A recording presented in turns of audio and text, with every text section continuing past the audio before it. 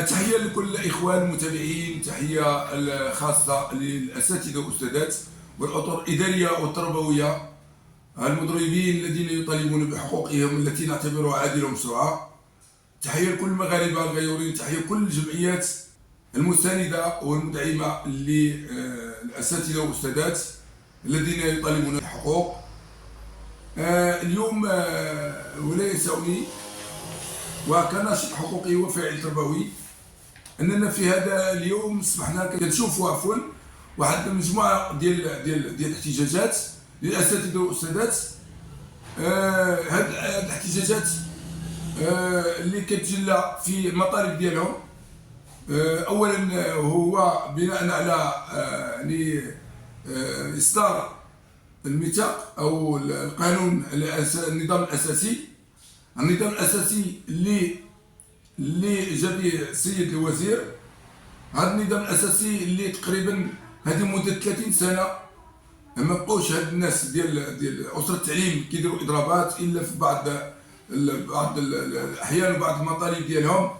لكن اليوم كنشوفوا ان الامور يعني بدات كتخرج شويه على السيطره، مادام هاد الاساتذه كيحتجوا والتلاميذ كيدعوا والحكومه في غياب تام لفتح حوار جاد ومسؤول من اجل ايجاد حل لهذه المشكل التي نعتبرها مشكله اللي كتاثر على ابنائنا وبناتنا في هذا المغرب الحبيب.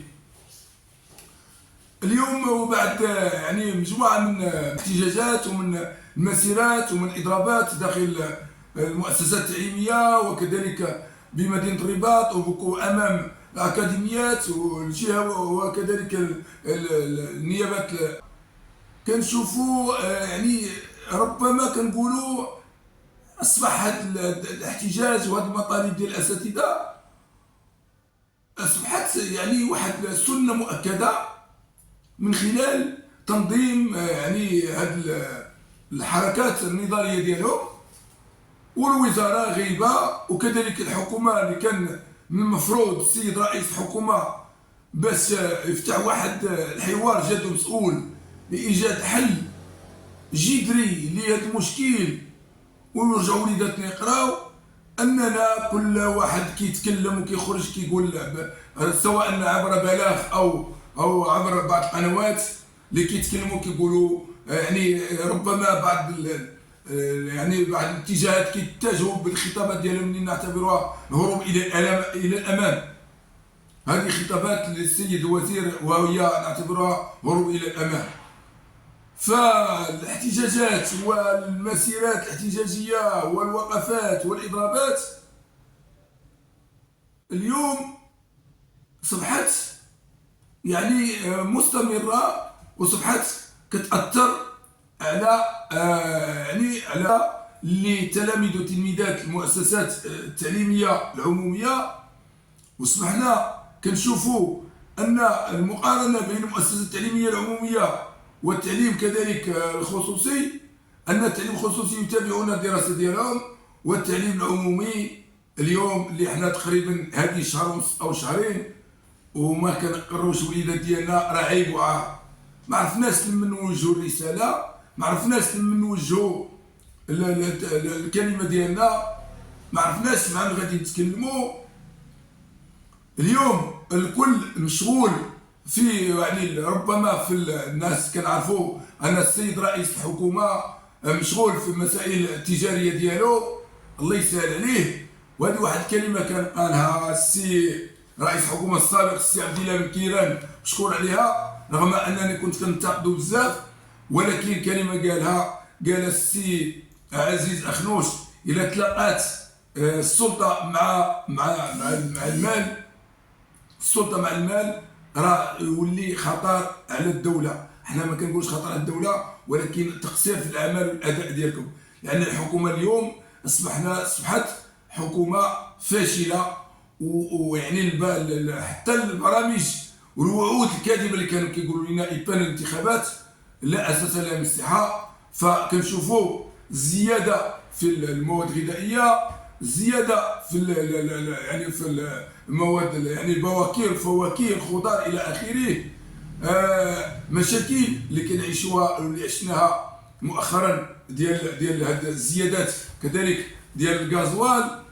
يعني واحد مجموعه ديال الاشياء اللي ماشي مصلحه البلاد وما نبغوش مصلحه البلاد. بغينا بلادنا، لان بلادنا بلاد الامن والامان والاستقرار تحت السياده الملكيه لصاحب الجلاله الملك محمد السادس نصره الله وايده.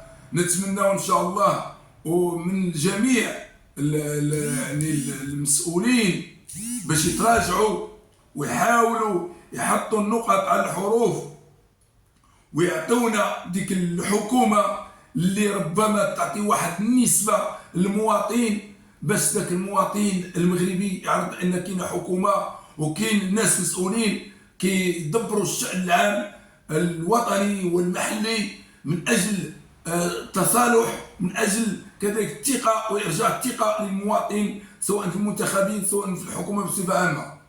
فاليوم انا كنت قلت شي واحد الا في جلاله الملك. اذا هنا مادام الحكومه ما كتعطيش، يعني ما عطاش الثمار ديالها، وحنا سنتين وزياده من بعد الانتخابات كما كنشوفوا، ما كاينش شي حلول جذريه في مجموعه من القطاعات. المشاكل ديال الفلاحه تعيشوا في مشاكل ديال الصحه تعيشوا مشاكل، الناس ديال القطاع كذلك التعليم اليوم كنشوفوه، قطاع السكن، مجموعه من المشاكل كنعيشوها. ولكن الحكومه ما كاينش عندها واحد الحلول اللي هي جذريه اللي تحل لنا وتوجد مشاكل للمواطن والمواطنات المغاربه. لاننا حنا في هذا البلد الحبيب ما كاينش واحد ما كيموتش على بلادو، ما كاينش واحد ما كيحبش مغربو. كنا مغاربه، كنا بحال الحمد لله، كنا كنحبوا بلادنا من طنجه للقويره، كنحبوا ملكنا وكنحبوا شعبنا وابناء شعبنا.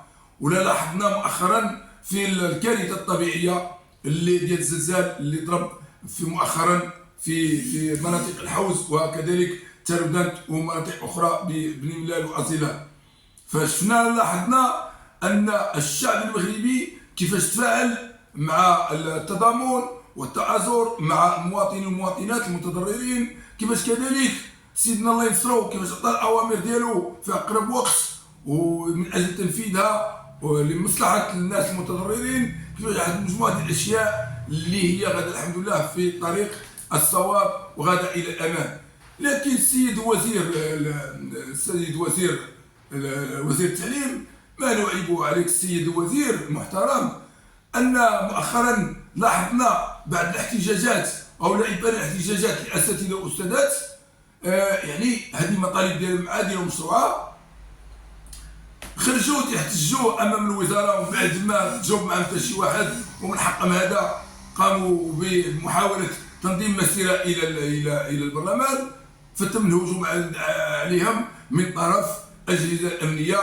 يعني هذا عيب وعار، الضرب والتنكيل والسب والشتم وحتى الاعتقالات لا يمكن لهذه البلاد باش تكون بهذه الطريقه. لان الحمد لله كنا كنبنيو كمجتمع مدني كمسؤولين تحت اشراف وكذلك توجيهات الملكيه، وكنا باغيين الخير لهذه البلاد، كنا كنحبوا هذه البلاد، ما بغيناش الصوره ديال هذه البلاد هذه تكون يعني صوره، يعني ربما صوره بعض الناس او بعض الجيران يقدروا كيغتنموا هذه الفرص، وبعض الناس كذلك اللي ما كيحبوش هذه البلاد حاقودين على هذه البلاد من بعض الجيران ديالنا. ما بغيناش يعني ان البلاد ديالنا الحمد لله غادا في واحد الطريق الصحيح.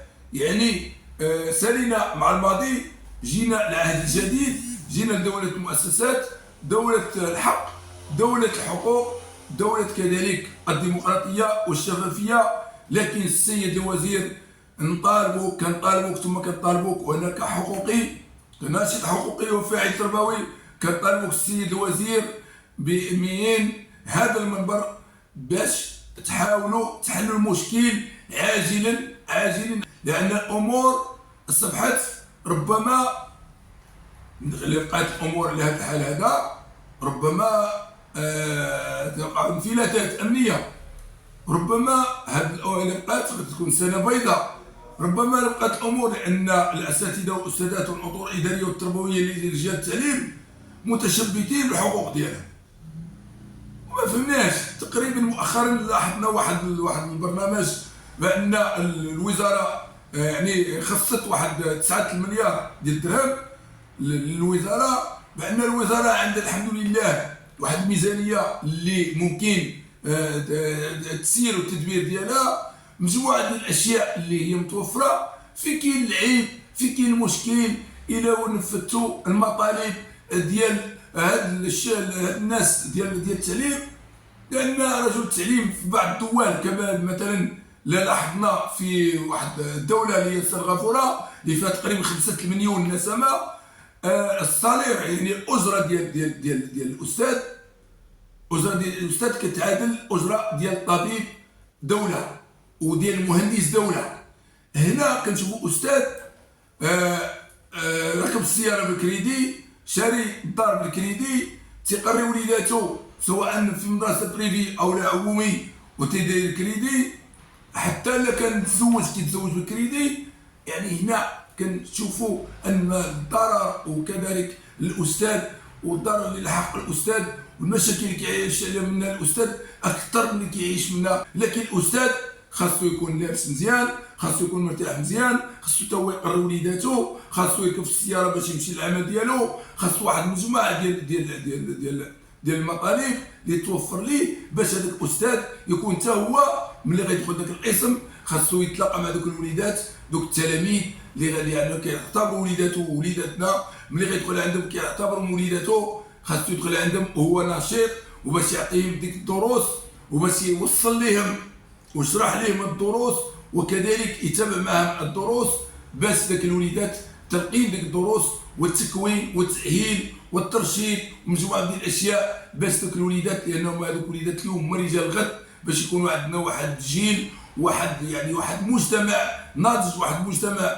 عنده تكوين، عنده تأهيل، عنده مأطر من طرف الاساتذه والاستاذات اللي قراوه واللي يستافد منهم. لان الاستاذ يعتبر فيه الاب، فيه الام، فيه جميع الوصفات اللي كتوصف به احتراما لهذا الاستاذ.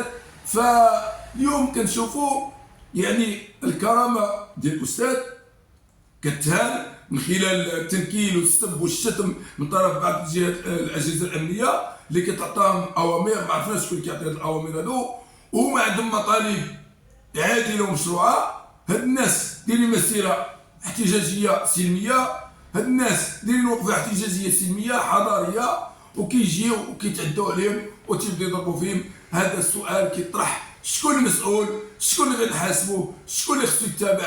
شكون اللي خصو نلوموه؟ شكون اللي خصو نوجهوا ليه الرساله؟ فلذلك السيد الوزير نتمناو تراجع على هذا النظام الاساسي اللي كيسميوه النظام المشؤوم، وكذلك اعطاء الاستاذ الكرامه ديالو، وكذلك الاستاذ ان الاستاذ اليوم اصبحنا كنشوفوا يعني هذا النظام اللي هو مجموعه اللي فيه مجموعه يعني من القطاعات تمت واحد الزياده ديال الاجور ديالهم الا باستثناء الاستاذ. لماذا؟ علاش الاستاذ ما يتزادوش في الصالير ديالو؟ علاش الاستاذ ما تعطاش الكرامه ديالو؟ علاش الاستاذ ما تعطاش يعني الاستاذ يكون في المكانه ديالو؟ لانه الاستاذ يربي الاجيال، يكون الاجيال، يعطينا واحد الجيل اللي قادر يسير هاد البلاد هذه. لان محتاجين ناس يكونوا واعيين وما باغينش ناس يخرجوا لنا للشوارع ويصبحوا الناس يعني ربما مدمنين او اشياء اخرى لا يحمد عقباها. السيد الوزير هذه رساله موجهه لك السيد الوزير وكذلك رئيس الحكومه، اننا اصبحنا كنشكوا في مجموعه ديال الاشياء، ومن بينها ان ضرب هذه المؤسسه العموميه، لان التعليم العمومي ربما بين قوسين، واش بغيتوا التعليم العمومي باش يمشيو في حالهم ويبقى التعليم الخصوصي؟ بالعكس، هادو ناس بسطاء، ناس على قد الحال، ناس ولاد الشعب ديالنا، وكذا ناس ولاد الشعب. هاد الناس ما عندهمش باش يخلصوا التعليم الخصوصي.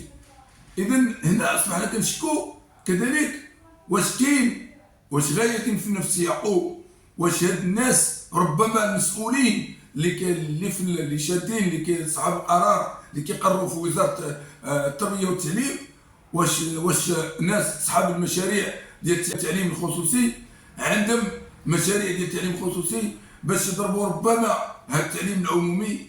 ربما هذا هو المشروع ربما اللي كنشوف، لان مؤخرا لاحظنا ان مجموعه ديال الاشياء اللي كتضرب التعليم العمومي من اجل الناس، يعني الاتجاه ديال التعليم الخصوصي. اذا نطالب السيد الوزير كذلك بالتراجع على هذا النظام الاساسي المشؤوم كما يسموه الاساتذه والاستاذات، هذا النظام الاساسي، وكذلك رد الاعتبار للاستاذ والكرامه ديالو من اجل العيش الكريم، من اجل ممارسه المهنه ديالو. وكذلك لان الضحيه هما التلاميذ والتلميذات اللي كيتابعوا الدراسه ديالهم في التعليم العمومي. هاد الوليدات ديالنا هما الضحيه. واش ما لاحظتوش وانتم السيد الوزير قلتوا بالحرف ان 3 المليون تقريبا ديال التلاميذ اللي ما قراوش؟ واش في بالكم ان 3 المليون ديال التلاميذ ولا 4 المليون اللي ما قراوش في المغرب يعني ماشي عيب وعار؟ هادو على نحسبوهم شكون المسؤول عليهم؟ حسبنا الله ونعم الوكيل، حسبنا الله ونعم الوكيل. من المسؤول على التلاميذ والتلميذات اللي ما قراوش واللي الان دابا حنا داخلين في الشهرين وما تيقراوش هاد الوليدات؟ كيفاش هاد الوليدات غادي حنا مقبلين دابا الان على الامتحانات، كاين عاوتاني اخر الامتحانات الاشهاديه، كيفاش غادي ندوزو هاد الامتحانات وهاد الوليدات ما قاريتش؟ كما كنقولوا السيد الوزير يتم اصلاح التعليم، غادي يكون اصلاح الجميع، وغنكونوا في واحد التنميه وواحد يعني قاطره ديال التنميه اللي غادي نركبوا فيها جميع. هاد التنميه غادي تكون تنميه يعني لصالح الجميع. ولا كان عكس ذلك السيد الوزير غادي يكون مصير هاد التعليم مصير المشاريع السابقه اللي فشلت لوزاره التعليم، اللي منها مجموعه من المشاريع يعني ما يمكنش نذكروها الان. واخيرا نتمنى السيد الوزير التراجع على هذا النظام الاساسي المشؤوم اللي تحاول الوزاره باش تمروا وتدوزوا، والاساتذه كيحتجون، لكن التقصير هو الاستاذ والضحيه هو التلميذ. حنا ما باغيينش الضحيه يكون تلميذ، وما باغيينش حيت التقصير يكون الاستاذ. باغيين مصلحه الجميع، باغيين تنفيذ مطالب الاساتذه والاستاذات الاطر الاداريه والتربويه للتعليم، باغيين كذلك حقوق للجميع، وباغيين وليداتنا يقراو بهذا المفهوم. بغينا الوليدات ديالنا يقراو، السيد الوزير. راه ما بغيناش المشاكل في هذه البلاد، ما بغيناش احتجاجات، ما بغيناش احتقان، ما بغيناش اضرابات، ما بغيناش مسيرات. راه هي رغم من حقهم الاساتذه والاستاذات، لكن حنا حاولوا تحلوا المشكل. راه كنعرفوا في اي بلد ديمقراطيه اي مسؤول كيف ما كان نوعه، انت انسان، انت منتخب، انت تنتخب الشعب باش تمثلو. انت الان وزير ممثل من طرف صاحب الجلاله الله ينصرو. سيد الوزير، هذه رساله من عند حقوقي من مدينه جديده، تحياتي لك وكل الشكر والتقدير للاساتذه والاستاذات. ومن هذا المنبر نعلن تضامني ومؤازرتي مع الاساتذه والاستاذات والاطر الاداريه والتربويه المضربين والذين يطالبون حقوقهم التي نعتبرها عادله ومشروعه. شكرا لكم على هذه المتابعه وتحياتي لكم.